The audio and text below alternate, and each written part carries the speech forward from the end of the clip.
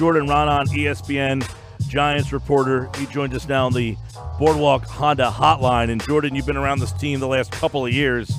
What finally ended this? What was it? Did he say something out of turn? Was it just, hey, we got a good offer, or an offer that they liked? I mean, just a random Tuesday afternoon or Tuesday evening, let's get rid of this guy? No. You don't sign somebody for $85+ million and then just trade him away. You know, there's a reason for it, and the Giants sort of reached their boiling point. They thought there was too many distractions there. Dave Gettleman said something at the combine that I thought was very prescient in this case, and it was that the GM's job, part of the GM's job is to he's responsible for making sure there's limited amount of distractions.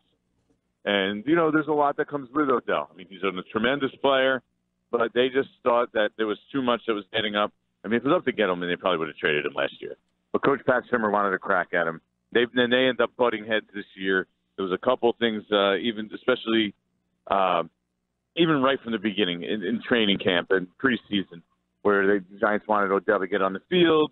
And he wasn't really, he had a lot at stake. He didn't have his contract yet. He's coming back from a broken leg. All these things factor into the equation. And then the interview didn't go over well inside the building, to say the least, when he sat down with Justina Anderson and Lil Wayne. So, and then later on in the year, they wanted him to get back on the field. At the end of the year, he was dealing with a calf problem and blood contusion, a hematoma or something of the sort. And so put all this together, it didn't go over well. And they just decided, okay, if we can get a good enough offer, we could bring it to ownership. That was the thing here. Could they convince ownership to go along with this move? And they got an offer eventually that they thought was good enough. They brought it to ownership, and look where Odell is now. He's in not Tampa Bay. He's in Cleveland. Yeah. It comes with a dead money. It comes with, a return that some people would say, you could have got more. But peace and harmony, to me, I give Gettleman credit for them finally saying, look, the guy's got great numbers. The record stinks. So we're either going to be bad with or without you. We might as well just have peace and harmony. How is it going over, though? Okay. Here's the problem with that, right? All right, yeah. That's great. That's great and all. But you should have done it last year then. Oh, 100% agree with that. I mean, that's the mistake here, right? Yes, the Giants need to rebuild. But, I mean, you just made a commitment to sign him. You paid $21.5 million for 1 year, and now you're eating $16 million in dead money. I mean, it's just the incompetence of just whipping so badly on the decision is the troubling part here. If you're a Giant fan, at least. I don't think Eagle fans are finding it as troubling. No, well, I'll tell you what, it's like they went sideways here, because now you had a chance to completely rip the Band-Aid off last year, but somebody convinced somebody that they were going to be competitive last year. Yeah, I think it was a joint decision, and obviously when you're talking about extending a guy for $80+ million, that ownership is involved in that, correct? I mean, those decisions, and the decision to keep rolling back Eli Manning, ownership is involved in that. This is the greatest quarterback probably in Giants history.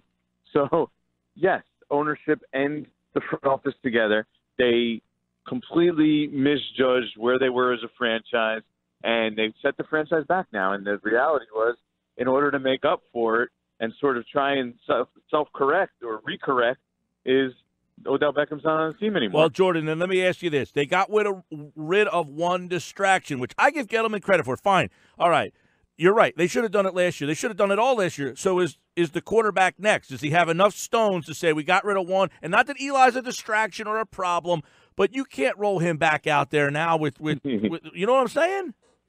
I mean, they're probably going to roll him back out there this year. That's the likelihood right now. Just because he's the best they have. They don't really have anything else unless they draft a guy, and even then, there's a good chance they're still they'll play him and have the other guys sit behind him. So, look, what's the difference right now? If they were trying to build a team and you need that, you gain $17 million if you cut him against the salary cap, then yeah, it makes sense. You need that $17 million. You could spend it elsewhere. You're trying to build up a team, but right now, they're in rebuild mode.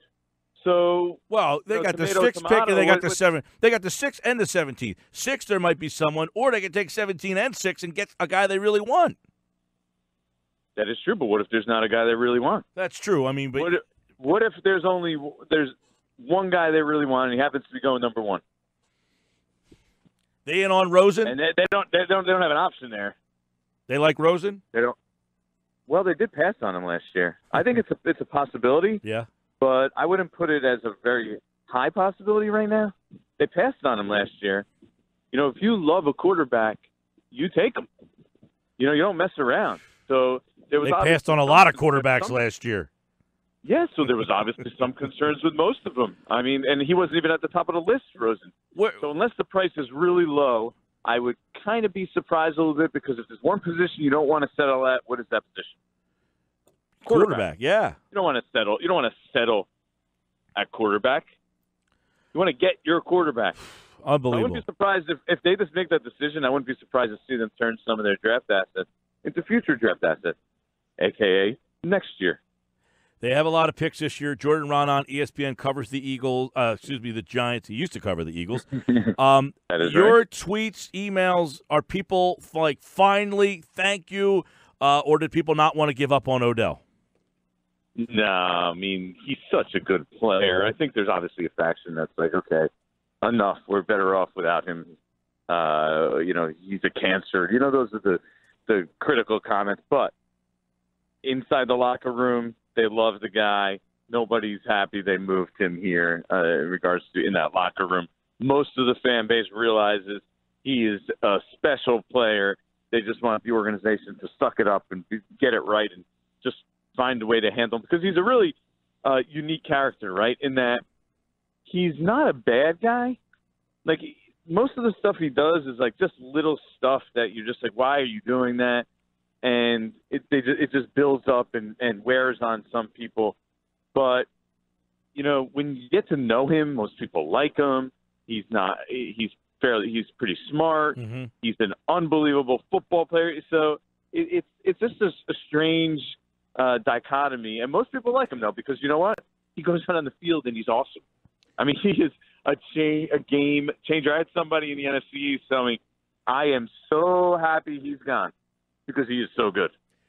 So I mean, that's what the opposing teams are thinking about him. Like, it's so, you know. Which makes, I mean, look, when the Eagles would play the Giants, and you're like, oh, you gotta deal with him, but you know, sometimes he's not there, or the team is so bad, you're almost like, man, how is this team so bad with the weapons they have? And it shows you they have a lot of other, you know, problems. The offensive line, the defense isn't great, but you know, whoa, you're missing the elephant in the room, man. The quarterback's no good. The offensive line and the defensive line. I mean, they had maybe the best weapons in the league last year, and were a very pedestrian offense at best. I mean, well, that's what I'm saying. No, the offensive line's not that good. The quarterback is the elephant in the room here. Yes. You got to be honest, okay? I mean, I don't have any problem with that. I don't have any problem saying that. He should have been gone 3 years ago. Yeah. Now, you're right. The offensive line has been a problem. It hasn't been good. The combination of the offensive line with that quarterback has been deadly, and they haven't been good, which is the crazy part, is they had all these great weapons, and they never were able to get a great offense out of it. The best year they had was, I think, 2015, and that with Odell, and that was with Eli and Odell, and that was probably Eli's last really good year. It was 2015, and Odell was in his second year in the league, and Ben McAdoo was the offensive coordinator, and they had a top 10 offense, and the offense was really just Odell Beckham Jr. and Eli Manning, and that's really all they had. But that's how good he is. Jordan, what do you have a you have a problem with the return, or you like, hey, look, you had a headache, you got something of value for him, and that's enough for me? I only say this because I had people around the league. I mean, when the trade went down, I got text after text after text from people in the league, you know, executives, the general manager, scouts, you know, all different kinds of people. And pretty much to a man, they were like, wow, that's it? That's not a good haul.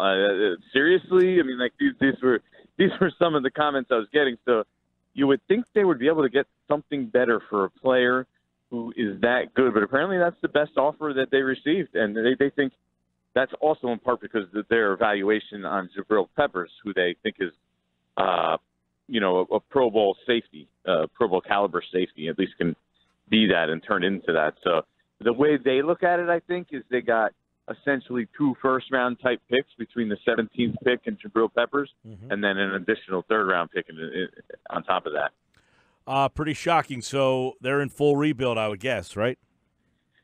Full rebuild mode, but likely with Eli Manning as their how do you be in how are you in rebuild? The weirdest thing ever. You're right. You're right. It is a weird. It's just weird. But at this point, I guess, I mean, I'm not saying it's the right thing, but if they don't have anything else, so what are they going to do? Bizarre. A lot of fun. Going to end up with a losing record, by the way, as a starting quarterback in the regular season. He's 2 games over 500. It doesn't surprise me. In his career. Yeah. I know a lot of people bang the drum for Eli as a Hall of Famer because of the 2 Super Bowls, but I can't. I mean, I know Namath, not great numbers, and he's in, but hey, guess what? A guy who's not even 500 missed the playoffs more than he made the playoffs. I can't do that. I mean, that's just. It's a fascinating conversation because he's one of the most interesting players of all time. There's such a unbelievable if his name's not Manning in the regular season. Yep. But no, I don't even agree with that because if his name's not Manning and he's that good if Joe Flacco had another ridiculous playoff run and was a little better in the regular season, is in top 10 of all time, like that's pretty darn good. And because statistically it's a different game now, so Eli's in the top 10 in all these important categories. So he's in the top 10 statistically in all these categories. And then in the playoffs, he has 2 ridiculous runs, 2 Super Bowl MVPs. Yeah. It's just a career that's almost unmatched. There's nobody else that's even a semi-comparable to what he's done with the disparity between the regular season and the postseason. Real quick, Jordan, before we let you roll here, you were in Philly when D-Jack was here. How do you think he fits back in here? Yeah, that should be an interesting one, a real interesting one. But look, this is a different team now. There's a different coach. He's at a different point in his life. So I think there's a chance that it works out. I mean, he is getting older and has been banged up a little bit. I think, if anything, that's probably should be the biggest concern for the Eagles and Eagles fans is whether how is he going to be able to hold up as a speedster this late in his career. Now, he's done pretty good so far, and if he's healthy, he's a weapon. I mean, he scares people still in this league. So that's a good thing. And you know what? The Eagles are smart in that they can get out of it if it doesn't work out this year, and that's sort of move on. So these are the smart low risk propositions that they're able to take because they have the quarterback and they have a good base already.